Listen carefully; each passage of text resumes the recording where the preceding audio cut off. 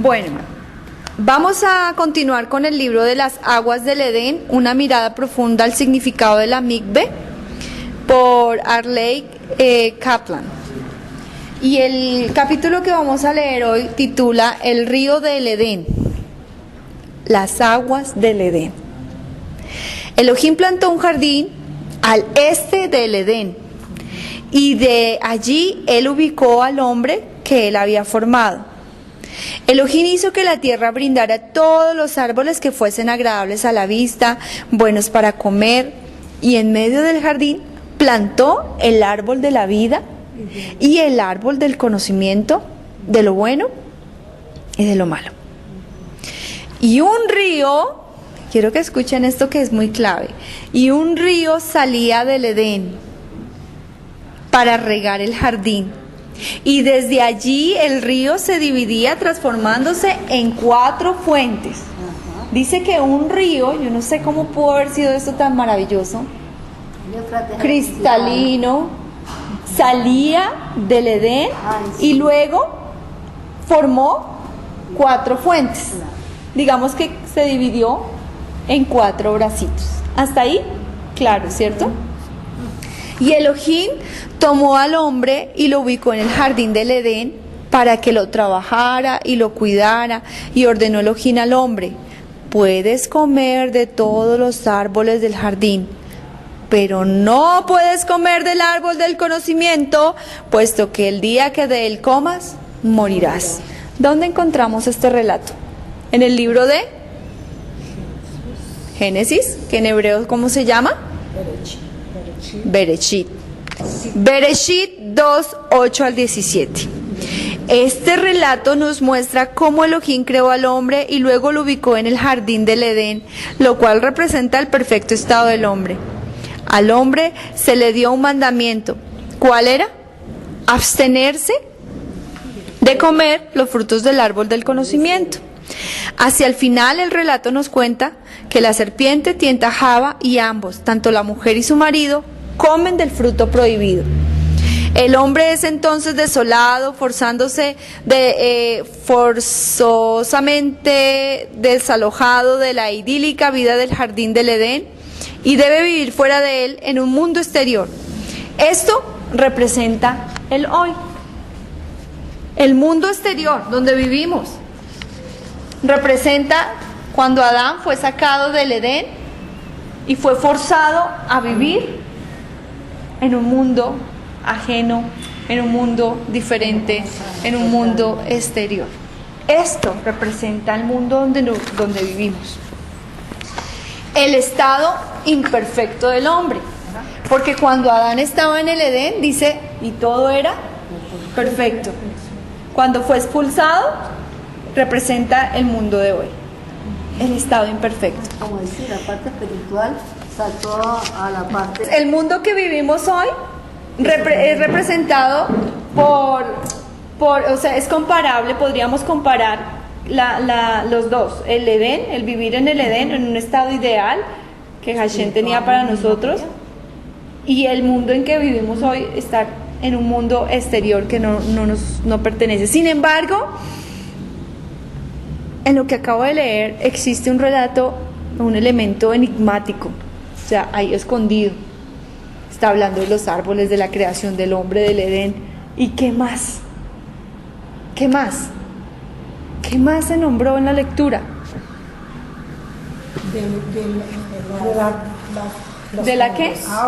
De las aguas, ¿cierto? Dice, exactamente en la mitad de la historia, la Torá habla repentinamente del río, de un río que procede del Edén, dando una descripción detallada del río, de sus afluentes, interrumpiendo la narración sin ninguna razón aparente.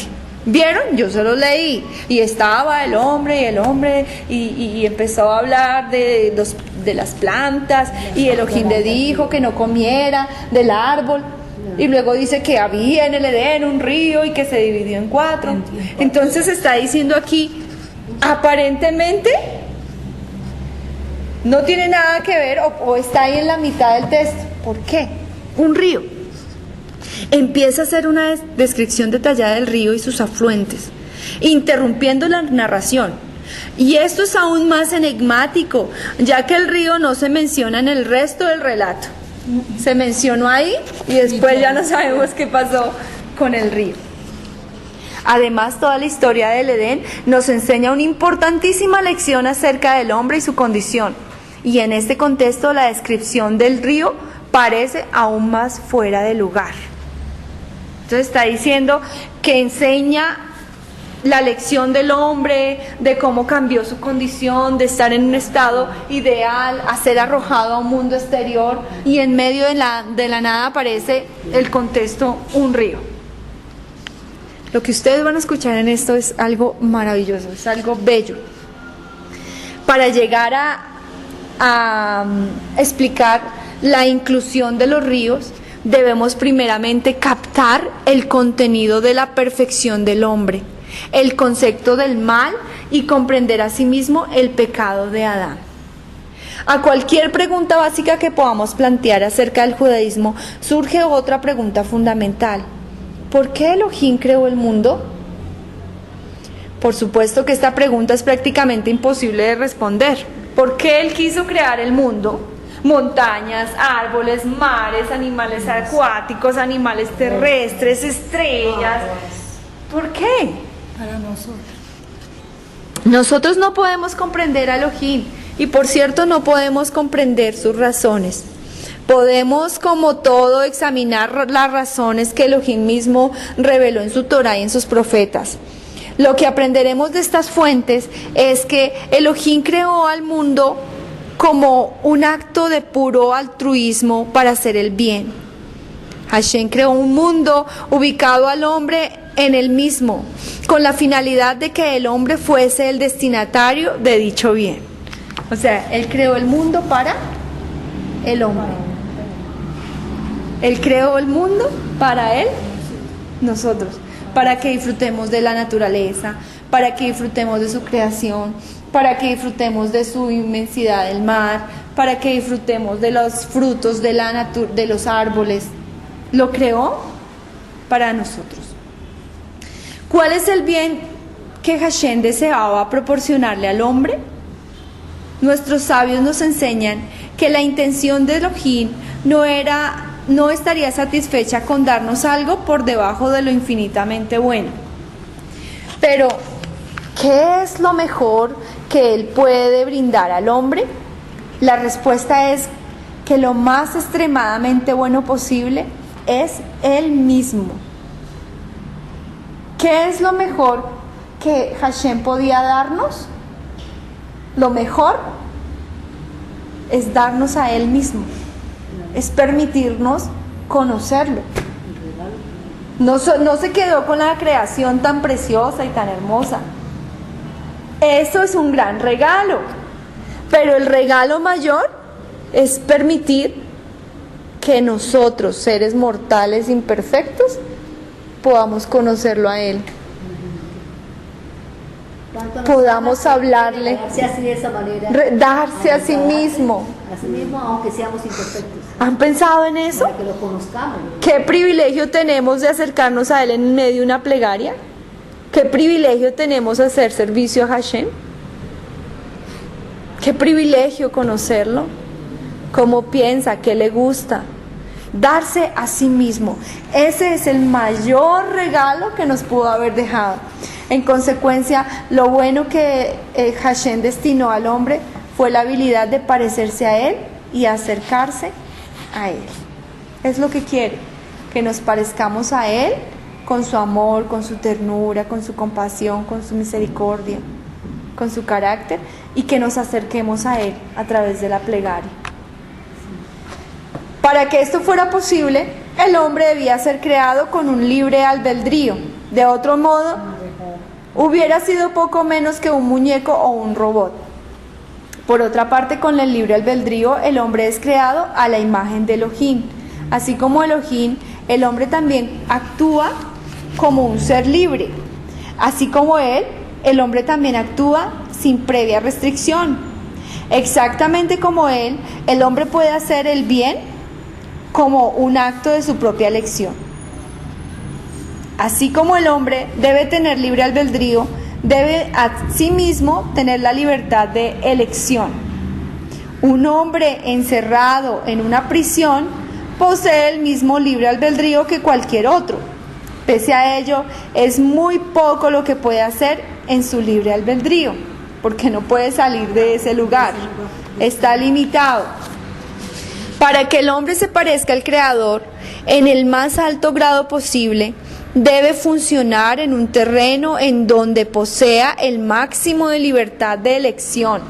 Cuanto más se parezca el hombre a Elohim en cuanto a su omnipotencia, tanto más cercano será su parecido a él en lo que se refiere a su libre elección. Con la finalidad de hacer que esta libertad de elección sea real, Hashem tuvo que crear la posibilidad del mal. Si existiera solamente lo bueno, no habría libertad para poder escoger, hacer una elección. Empleando una metáfora talmúdica, sería como llevar una lámpara encendida en pleno día. ¿Qué efecto produce una lámpara en pleno día? Originalmente, el mal no era, sin embargo, una parte integral del hombre. Era una criatura perfecta, integrada. No poseía el íntimo deseo de la compulsión a hacer el mal. Por el contrario, su natural inclinación era vivir en perfecta armonía, tanto con su entorno como su espíritu mismo. Como tal, el hombre no tenía conflictos, frustraciones, compulsiones y falta de autocontrol. Poseía la habilidad de construir una sociedad perfecta, en la que cada individuo pudiera crecer, desarrollarse y servirlo con lo mejor de su habilidad. Así era el hombre en el principio. Este era el estado del jardín. Este era el estado del Gan Edén. ¿Cómo? Una sociedad perfecta, donde cada uno pudiera crecer, donde pudiéramos conocer y servir al Creador del universo con cada debilidad, donde no habría conflictos, donde no había frustraciones, compulsiones, falta de dominio propio. Es importante entender que en el jardín del Edén existía un estado ideal, que no conocemos. Ni tú ni yo conocemos ese estado. Nosotras conocemos el estado del mundo exterior, cuando él fue arrojado. Este es el día de hoy, ese es el hoy. Pero en el jardín del Edén no había conflictos, frustraciones, compulsiones, falta de dominio propio, no había nada de eso. Cada uno tenía su capacidad para servir y amar al Creador. No había esa inclinación a hacer lo malo. Este era el estado ideal. No había necesidad de trabajar, con su mente libre para contemplar la sabiduría y su alma libre para unirse con Elohim. Su alimento estaba a la disposición. Ni siquiera tenían que cocinar o preparar los alimentos o trabajar la tierra. No tenían ninguna necesidad de ropa. El ambiente era ideal. No frío, no calor, no hambre. El mal no formaba parte, o bueno, si había hambre, pues comían. La tierra producía el fruto, ¿no? Todo comían. El mal no formaba parte del universo, sino que era una fuerza exterior que podía fácilmente evitarla. Esto estaba representado por la serpiente que se hallaba en el jardín, la cual no formaba parte de la naturaleza del hombre, sino que se encontraba fuera del abismo. El hombre podía discutir o ignorar este mal, tal como sucede en cualquier otra fuerza exterior. La mala inclinación no formaba parte del hombre del mismo modo que sucede ahora. Era externa, ¿sí? En la cual el hombre hoy en día no puede escaparle de esta mala inclinación, esté donde esté. El hombre recibió un mandamiento: no comer los frutos del árbol del conocimiento de lo bueno y de lo malo. En este árbol el bien y el mal estaban entremezclados de tal manera que no podían separarse. Dice aquí el libro que estos dos árboles estaban Entrelazados. ¿Ustedes han visto eso? En Barranquilla vimos un árbol grande pegado a un árbol de mango, y uno no podía identificar cuál de estas ramas era el de cuál. Muchos brazos así. mezclados, Sí, dos mezclados. árboles. Ah, qué bello. Dos Sí, árboles así, imagínate. mezclados desde su Abrazados, tronco, abrazados. Entonces dice en nuestro libro que en el árbol el bien y el mal estaban entremezclados de tal manera que no podían separarse. Una vez que el hombre hubo comido de ese árbol, el mismo fenómeno lo caracterizó a él. Entre el hombre existe esa mezcla del bien y el mal tan fuerte que no se puede separar, ¿sí? Desde aquel momento el mal se transformó en una parte intrínseca del hombre, así tal cual, el árbol que les digo, mezclado, el bien y el mal. Cuando él come, entra esa mezcla en uno, en el hombre, en el ser humano, ¿sí? Se transformó y tiene ahora el Yetzer Hará, una inclinación al mal, y forma parte de su psiquis. Y no interesa lo que hiciere, no puede escapar de su Yetzer Hará. Exactamente como sucedió con el árbol del conocimiento, el hombre era ahora una mezcla de bien y mal, y tendría que emplear todos sus días para luchar contra este mal e intentar superarlo. La propia esencia del hombre se llenó de contradicciones. Su vida se llenó de conflictos.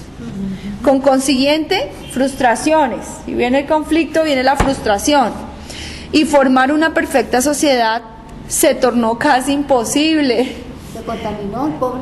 La naturaleza animal y la naturaleza espiritual del hombre se hicieron antagónicas, en constante conflicto, causando una angustia mental, una imperfección, una lucha.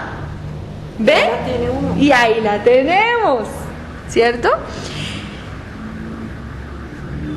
El hombre en su estado de perfección, representado a través del jardín del Edén, habría sido capaz de alcanzar tanto la perfección física como la espiritual. Finalmente hubiese vencido a la muerte y logrado la inmortalidad. Cuando el hombre pecó y comió del fruto del árbol, perdió la oportunidad de lograr la inmortalidad. Elohim dijo entonces, refiriéndose al árbol del conocimiento en Bereshit 2:17, el día que tú comas de ese árbol morirás. Dado que el mundo todo fue creado para el hombre, al pecar, este arrastró con su caída al mundo entero. ¿Recuerdan que les dije al principio, para qué Hashem creó el mundo? Para nosotros. Entonces aquí nos está diciendo, así como Hashem creó el mundo para nosotros, para el hombre, cuando el hombre peca, cuando el hombre cae, el mundo entero arrastró con su caída, porque el mundo era creado para el hombre.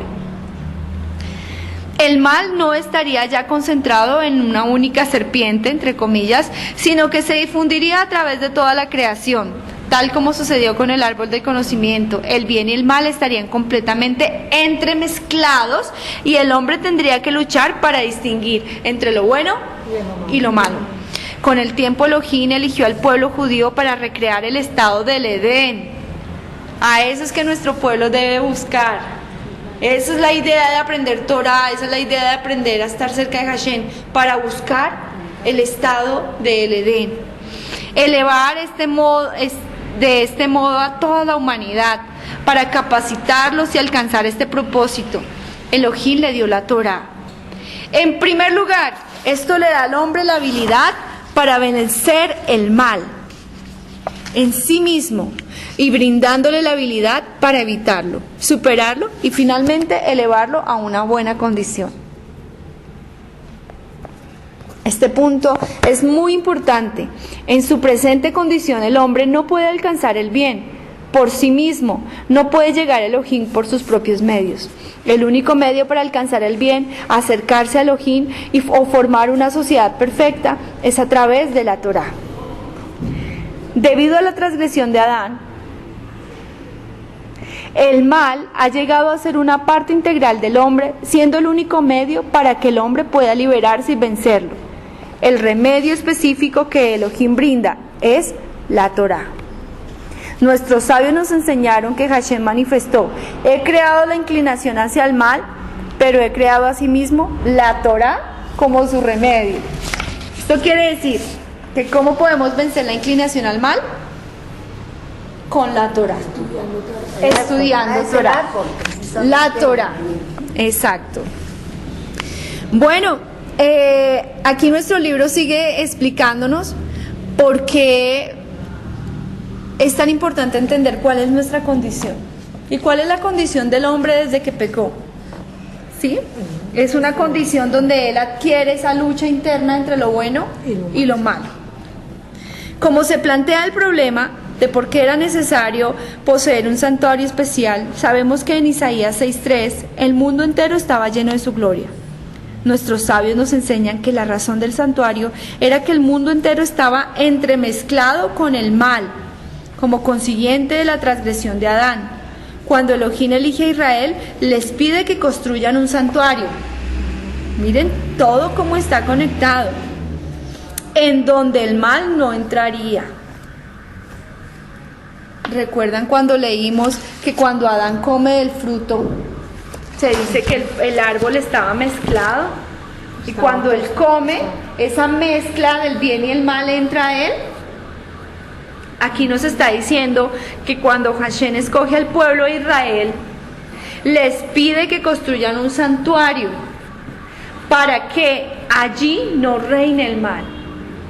Este santuario sería como un jardín del Edén en miniatura, dedicado enteramente al servicio de Hashem, y en donde se excluiría todo lo que pertenecería a la condición deshonrosa del hombre.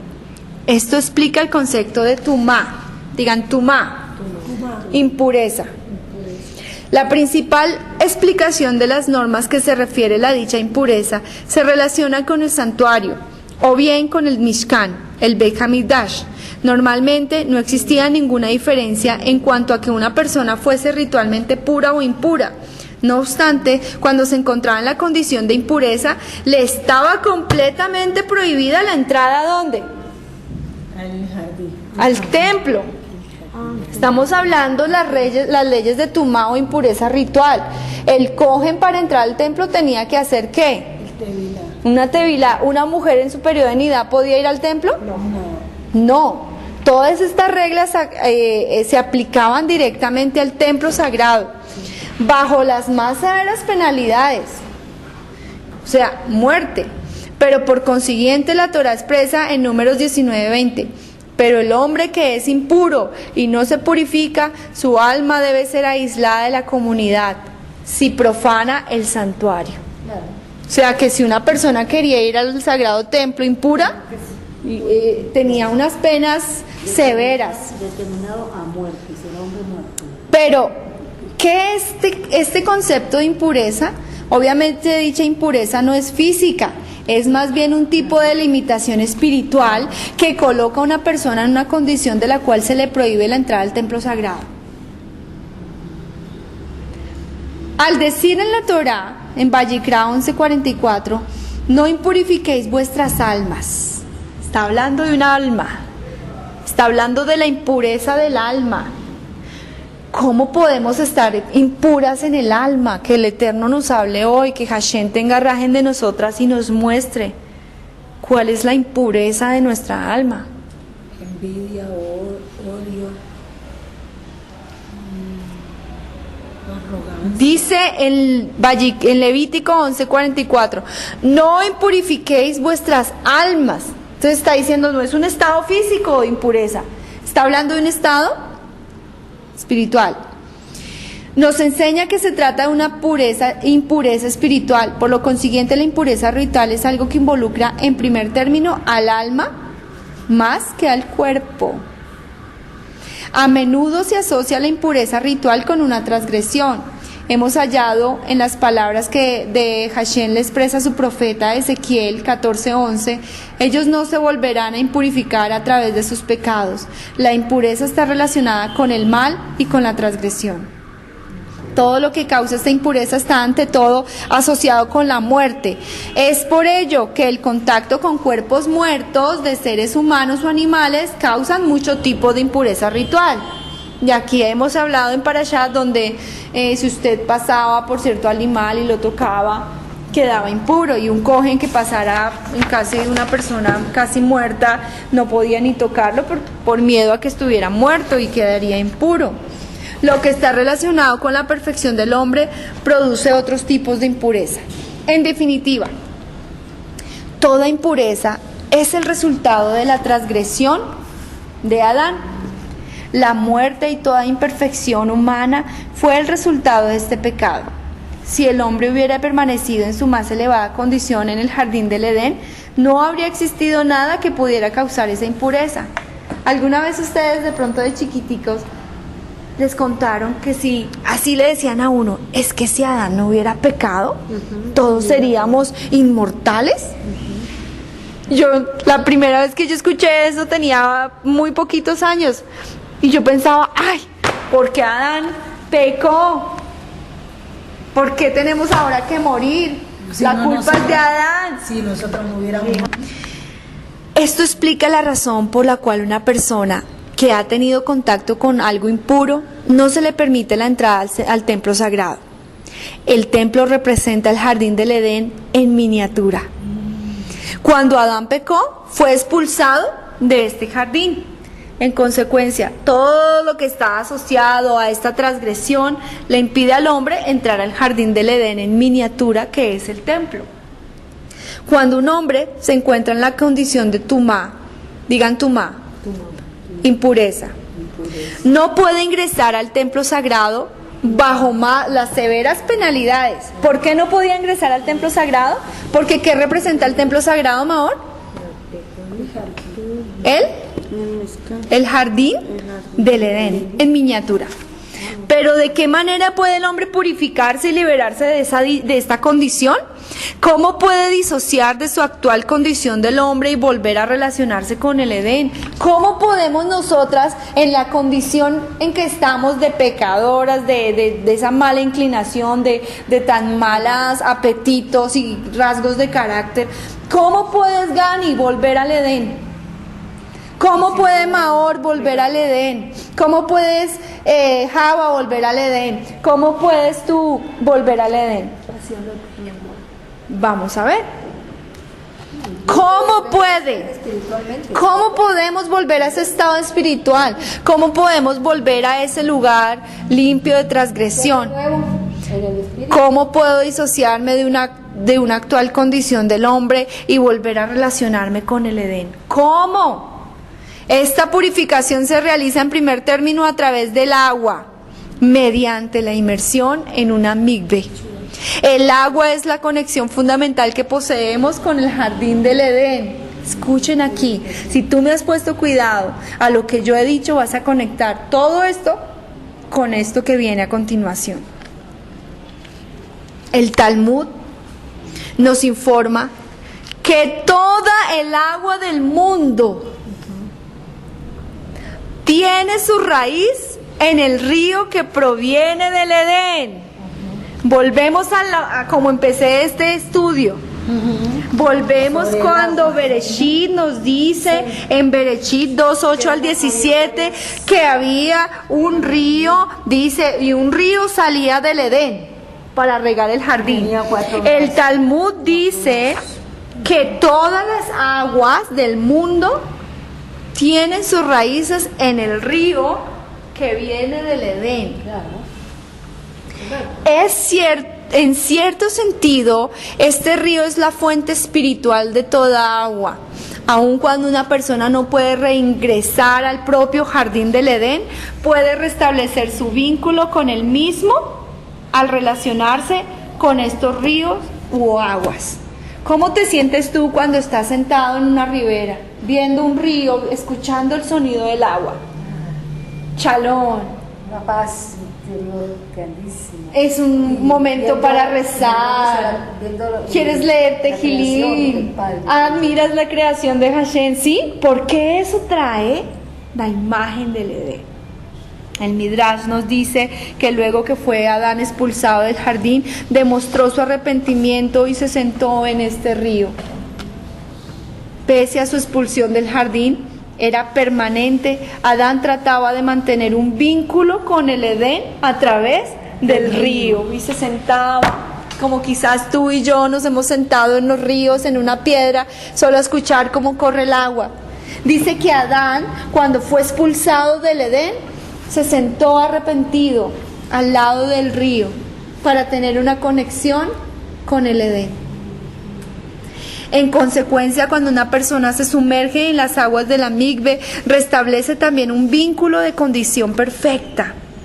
Se libera entonces de la impureza, renace un estado de pureza con el cual le permite ingresar al templo sagrado.